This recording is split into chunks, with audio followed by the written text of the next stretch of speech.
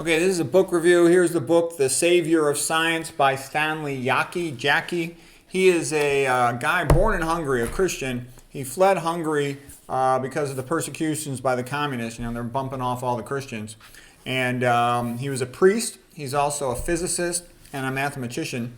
He's written a bunch of books about the relationship between Christianity and science. This one was written in 2000. I'm going to come back to this slide as we go along the talk. It's sort of, I think, the most interesting thing in the book, the way he conceptualizes the history of science. He describes it as a tree. And he says basically, a big root going in was ancient Greece, the biggest one, and some stuff from ancient Rome. But he said all the other civilizations were basically a joke in terms of their scientific productivity. A few things came here and there, but the typical history of the world since the beginning of time is that 99% of places are ruled by a brutal dictator who basically says, shut up, do as I say, or I'll kick your butt. Okay? That's mankind if you read history since the beginning. And they don't encourage science. They want the guys out fighting, and they always want to get stronger than their neighbor, kick their neighbor's butt, steal all their neighbor's stuff. That's how men have behaved since the beginning of time when they don't have religion. Okay, and even some of them with religion behave that way. All right. So, you'll talk about places like China, for example. China did invent some stuff, but they never could develop anything because the rulers, like the mandarins, just kicked everybody's butt. They had some early progress in metallurgy. It was taken away from the inventors. They had some early progress in printing, in gunpowder, in shipbuilding, but the rulers all said, no, we don't want this. And there was even some famous Chinese guy in like the early 1900s bragging, China does not need science. China is better without science. I mean, that's the mentality of the place, okay? Islam, for example, after the printing press came out, in the 1400s in Europe, it took off. That actually kind of, rapidly helped Martin Luther to expand his Protestant Reformation. And Islam wanted no part of it. One of the head ruler guys, sultans, forbid the printing press for hundreds and hundreds of years. Okay, so what I'm trying to say is they did not want science. Okay, in India, they did good to invent the mathematical decimal system. That's one of the greatest, math achievements of all time, of course. All right, but they really didn't do much. They were sort of crippled by this concept of Maya, that the universe is unknowable. So there's no motivation. Hinduism is basically atheism, okay? And I don't say this based on my expert knowledge. I'm not an expert in India. But I've read the books by Indian men like Vishal Mangalwadi and Dinesh D'Souza, and they basically talk about how backward India was. And what changed it was the Christian missionaries from Britain coming over there and then giving them the Bible and all these concepts that come with the Bible. Man is created in the image of God, therefore we too can be creators. The universe is rational, it's worth studying. You honor God when you study his universe. And that's a lot of Thomas Aquinas, unifier of faith and reason, the guy who baptized Aristotle, for example. Okay, but here it is, the big tree of science and intellectual achievement is by Christian Europe, and it's by men, okay? It's by, the famous dead white males, okay? And it wasn't by women. Up until birth control, women typically had about 10 children, okay? So they're pretty busy with 10 children. They're not doing anything else, okay? Nowadays, they can control their reproduction, through birth control pills and whatnot. And some of them do, get involved in science and have careers in science. But, up until very recently, women, were too busy with babies to do much of anything, okay? A few, exception geniuses, Ayn Rand, Ann Coulter, and, a couple other ones, Ann Osborne and stuff like that. But there's not too many of them. Okay, let's see what else. And all these other countries, they really didn't do hardly anything. Don't take my word for it. Go start reading about it. You will see. I'm understating the situation. It's like 99% of all the scientific achievement came from the Christian men up until about 1900. Okay, after that, you started having other groups make a little bit, and then after 1970, a lot of groups participated in science. Okay, but those were the geniuses that developed everything you sort of think of very rapidly with modern science: the radio, the telegraph, the telephone, the phonograph, video, television, automobiles, steam engines, all this stuff, nuclear physics, okay, etc. Okay, let me go into a little bit more about the book here. Let's see. His exact words were, Jesus Christ is the savior of science. The modern scientific method comes from the Catholic Church. So anybody who tries to tell you, science and religion are opposed to each other, that's complete nonsense. Science comes from the Catholic Church. That's not a debatable statement. It only comes from the Catholic Church. That's where it all comes from. The modern scientific method of hypothesis, experimentation, reanalysis of the data and the hypothesis, that comes from the Catholic Church. Okay, so does capitalism, so do hospitals, so do the university, so do most of the good stuff. I realize the modern organized Catholic Church is now a bunch of scumbags. It's been infiltrated by the Antichrist who's trying to destroy it. I realize that. But traditionally, I think what messed it up was not allowing priests to get married.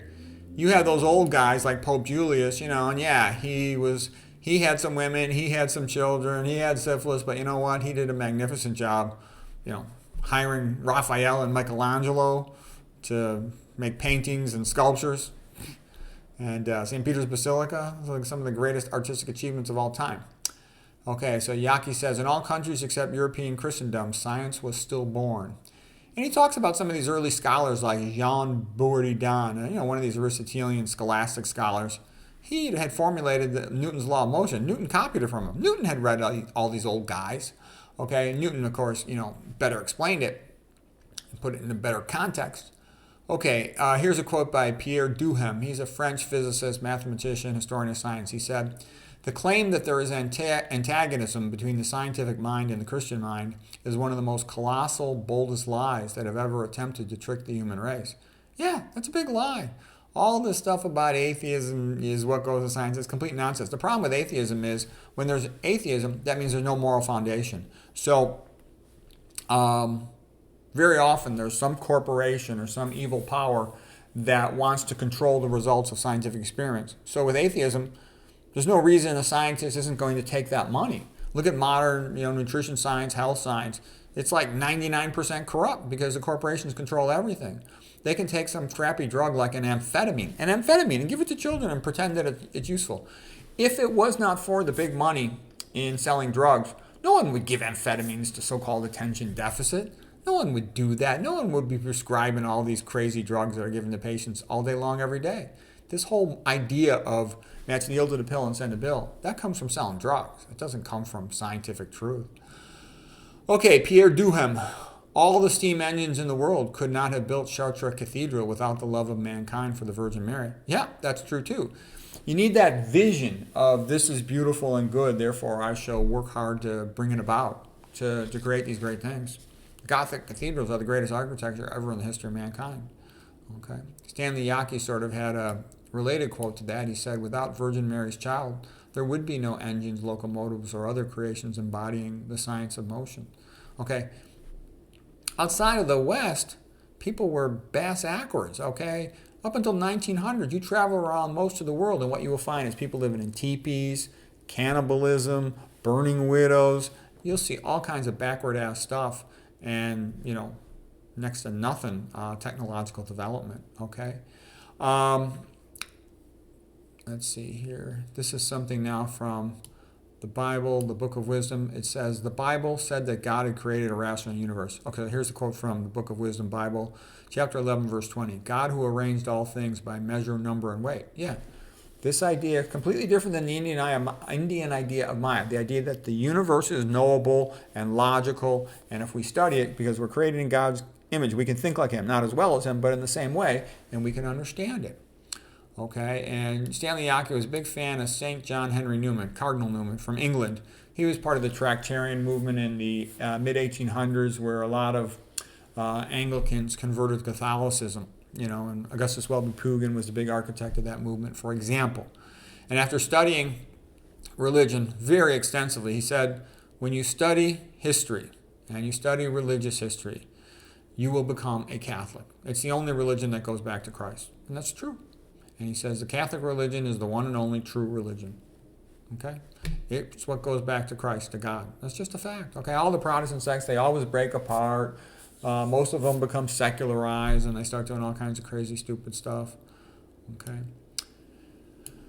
The one thing I got from the Anglicans is early on they were more literate because they put all their emphasis on reading the Bible, sort of like Martin Luther's quote, sola gratia, sola fide, sola biblia. Okay? It's only grace by which we are saved.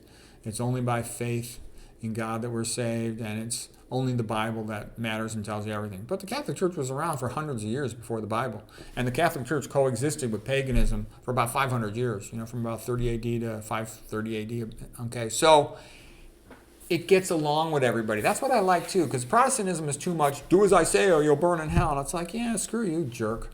Okay, I want to enjoy life while I'm here on earth. And Catholicism lets you do that. Catholicism is like, today's a feast day, today's Saints' Day, today's Christmas. There's always some celebration of community. And people want to join a religion for social reasons. Yeah, they believe in God, but they want something fun socially. Catholicism gives that to you. I went to a Catholic grade school for a year, and I can tell you, it was great. All the families knew each other. We knew all the other kids.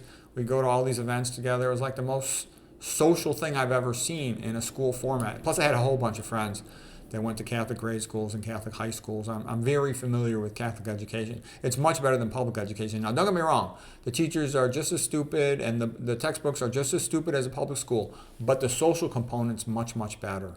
Okay, they constantly have church activities, charity drives, and they also have just a sense of community that's great. And the Sunday school is very good, and the religious component is very good. That's the best part of it. Okay, some more quotes. Stanley Jaki, one of the things he says is he loved the quote from the Bible, the book of Sirach. He said, even to the death, you should fight for truth, and the Lord God will fight for you. Okay, so that's sort of like a Christian mentality. Do what is right. St. Paul, I have run the race. I have kept the faith. Okay. And then Dr. Jaki mentioned the quote by Alfred North Whitehead. He was the mathematician, philosopher, scholar, friend of Bertrand Russell, but he's quite different than Bertrand Russell. And he said the scholasticism, like Thomas Aquinas, Albert the Great, the 1200s, for example, in Paris University, he said the scholastics' insistence on nature's rationality was a crucial factor for the development of science. Okay, that's basically Thomas Aquinas, that science and faith go together. Okay, there's only one truth. It's the same thing for science and religion. And he baptized Aristotle, so to speak, making Aristotelian scholarship much more acceptable to the Catholic Church, and said that you honor God when you study his creation. So got people more interested in studying what's here on earth rather than philosophizing and pondering what's in heaven, and they don't know. Okay, I've read tons and tons of Bible commentary, Bible in different versions and stuff. Nobody knows that much about the afterlife, okay? So we shouldn't pretend that we have it all figured out, because we don't, okay?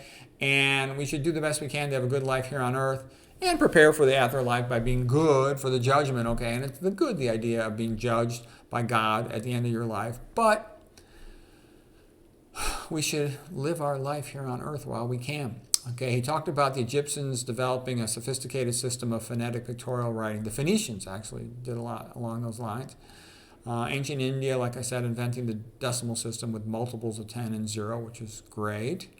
But they didn't do much technology. As late as 1938, he says, Gandhi was still arguing for the absolute superiority of a life with no machinery, yet alone technology. Well, I don't know about you, but I live in a cold place, and I like indoor heating and plumbing. Vishal Mangawati wrote a great book about India. He basically said, the book that changed your world was just talking about how the Bible is what modernized India in a good way. Okay, up until then, Maya, thinking the universe was unknowable, made the place backward in his opinion. Okay, and he talked about how corrupt India is. If you get away from God, everything becomes corrupt, because then why not just go for the money? Okay, if you don't have God and religion and Christianity, the typical attitude will be, you and your co-ethnics are one group, and you have to fight against all the other groups and their co-ethnics, and may the best man win, survival of the fittest. That's neo-Darwinism, how it plays out in real life, okay? And in the modern world, power is money, so the richest people in the world want to control everybody else, and neo-Darwinism says, well, they should, okay? Whereas Christianity says, no, all men are created equal in the eyes of God. Even the lowest, poorest, stupidest person should have rights. Whereas neo-Darwinism says, no, if they're weak and poor and stupid, then screw them. Okay, that's what it comes down to. And it's always amazing to me, like people with their public school joke of an education, they think they understand the world, they know something. They're so stupid and clueless. It's like sad. That's what makes me sad, is that I do talk to a lot of people, and I see that the average person, they don't have much understanding of the world or history, at all. So basically they have their little public school education, which tells them things that are not true, and they have zero understanding or capacity. It's real sad. Because what that means is when slavery comes back, there's not going to be much to oppose it. The only thing that opposes it is Christianity, and Christianity is being smushed down. Okay, we talked about how China wouldn't allow people to develop anything, how the Muslims banned the printing press. And Jaki says the Muslim mystics decried the notion of scientific law as limiting the freedom of God. Okay, well, if you're going to prevent Allah from doing everything he can do, then that's wrong. Okay, but that type of thinking inhibits scientific development. He said Muslim improvements to the Greek scientific corpus were never substantial. Okay, there's different things I've heard about that. Is that most of the little bit of science that came out of the Muslim world primarily came from the dhimmi. Dhimmi mean the conquered people rather than the Muslims themselves. And this was a big reason. A lot of them would not want to go into something that might contradict the power of their God. Okay. He says Christianity is the motor of progress and civilization. And I would agree with that. Ayn Rand would say, the working thinking man is the motor of progress in science. The quote here, sort of paraphrased, is that Christianity is the motor of progress in science. And I think that's true. Christianity just dominates everything good. It's what made good universities. The modern universities have become atheist. Now they stink. Okay. When they were Christian, they were good. Okay. It's just a fact. Every institution, you take a look at it, the more it rejects Christianity, the more it becomes corrupt, dishonest, and incompetent and mediocre, and often does the opposite of what it claims to do. The public schools don't improve education, they destroy education, okay? And it's the same thing with all these other institutions. As soon as they get a hold of it, atheism, they destroy it. They destroy the Boy Scouts. They destroy one institution after another. Healthcare is being destroyed by atheism, okay? Because money's controlling everything, and when money controls it, money doesn't love the patient. A mother and a father love a child. They want to do what's right for him, no matter what the money, okay? You have to be that way with Christianity, that you have this idea of Christ that he said, that which you do to the least of my brethren, you do unto me. You should be judged at the end of your life, And so you got to do what's right for that poor, weak person in front of you, not just chump them and rip them off by selling them drugs that the drug company wants you to sell, okay? And that's what medicine pressures doctors to do all the time, all day long, every day. And they also say, well, look, most patients, even if you teach them the low-fat vegan diet for diabetes, hypertension, obesity, coronary heart disease, they don't want it. Okay, fine, but then it's the patient's fault rather than the doctor's fault for being ignorant. Okay, scientists need freedom to question. They need to be able to analyze competing hypotheses without getting in trouble for questioning the modern standard thing. In modern medicine, you can't really question the standard protocol in a lot of fields, because if you do, you'll get your butt in big trouble. Like, look at it. It's like you're not allowed to question chemotherapy for some cancers. It's good for some cancers, but for other cancers, it doesn't work. But you can't question that, or you could get in trouble. If you try to say, my snake oil, whatever, is good for cancer, you could get in trouble for doing that. What I'm trying to say is there never has been and there never will be a research study for low-fat vegan diet for treatment of cancer, even though there's so many anecdotal reports of it that it probably is better than chemo for many cancers. But you can't do that research study even, and it'll never be done because there's no money in it. If there's not money in it, the funding just dries up, disappears, and the research gets blocked. Anyways, let me show you that picture again because I got it at the end here. So here it is. I'll take myself off if you want to click a print screen. This is Stanley Jaki's idea of how science goes, and I think this is correct. I mean, it's basically what it is. I've read tons and tons of books about the history of science, and I can tell you that's basically how it is.